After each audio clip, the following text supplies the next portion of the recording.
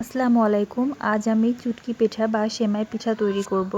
আর এই পিঠাটা আমি নিজেই তৈরি করেছি বাজারে কেনার থেকে শতভাগ স্বাস্থ্যসম্মত পিঠাটি। আর এটা খুবই সহজে তো কিভাবে তৈরি করা যায় আর কিভাবে সংরক্ষণ করা যায় সেটা আপনাদের এই ভিডিওতেই দেখাবো। আর এই পিঠাটি বড়দের সাথে সাথে বাচ্চারা অনেক বেশি পছন্দ করবে। তো কথা না বাড়িয়ে আসুন শুরু করি। এর জন্য আমি ময়দা নিয়ে নিয়েছি, সামান্য লবণ দিয়ে, পরিমাণ মতো লবণ দিয়ে খুব ভালো করে এটাকে মিশিয়ে নিচ্ছি।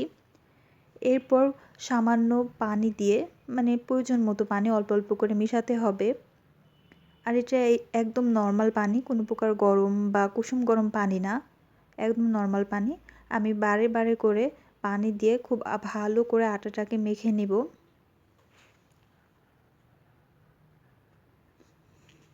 এই যে আমার যতক্ষণ না পর্যন্ত একটা রুটি বেলার মতন মানে খামির তৈরি হচ্ছে, ততক্ষণ পর্যন্ত আমি পানি দিয়ে মেশাতে থাকবো।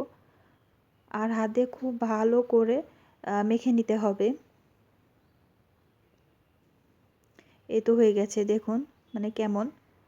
এরপর আমি হাত দিয়ে খুব ছোট ছোট করে এভাবে পিঠাগুলা তৈরি করে নেব।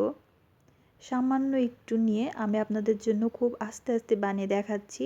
অল্প অল্প করে নিয়ে এইভাবে করে বানিয়ে নিতে হবে। এটা আসলে অবসর টাইমে বসে বানালে বেশি ভালো হয়। ব্যস্ততার সময় এগুলা মানে বানানো যায় না। আর এটিকে আমি রোদে শুকিয়ে নেব। রোদে শুকিয়ে এটা অনেক দিনের জন্য সংরক্ষণ করা যায়। এভাবে রোদে শুকিয়ে আপনারা 6 মাস পর্যন্ত রেখে দিতে পারবেন। আর চাইলে 1 বছর পর্যন্ত রাখা যায়, যদি মাঝে মাঝে একটু রোদ দেখান তাহলেই। আমি সামান্য অল্প অল্প করে নিয়ে এইভাবে করে সবগুলা পিঠা বানিয়ে নেব। এই যে দেখুন আপনাদের জন্য কত ধীরে ধীরে বানাচ্ছি, মানে চোখের দেখায় বুঝে নিতে হবে।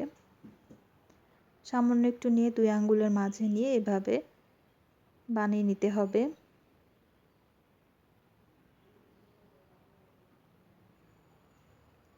আর এই পিঠাগুলা চাউলের গুঁড়া না, আটা দিয়েই বা ময়দা দিয়েই বানাতে হবে। এই যে দেখুন আমি বানিয়ে নিয়েছি আর রোদে শুকিয়ে নিয়েছি। এটা হচ্ছে প্রথম দিন রোদে দেওয়ার পর এমন অবস্থা হয়েছে।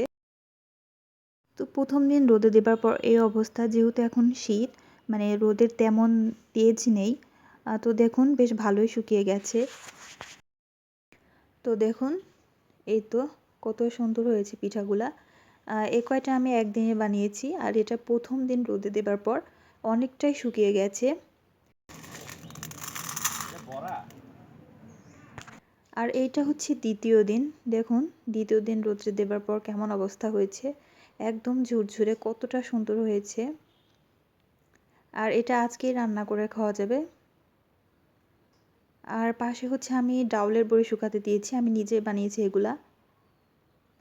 আর আপনাদের আজকে রান্নার রেসিপিটা দেখালাম না। দেখুন এটা আমি ফার্স্ট টাইম নিজেই ট্রাই করেছি। কত সুন্দর হয়েছে পিঠাগুলা, একদম দোকানের কেনাগুলার মতন। দেখুন কতটা সুন্দর ঝরঝরে। দুধ দিয়ে রান্না করেছি, একটা গায়ের সাথে একটা লেগে নেই।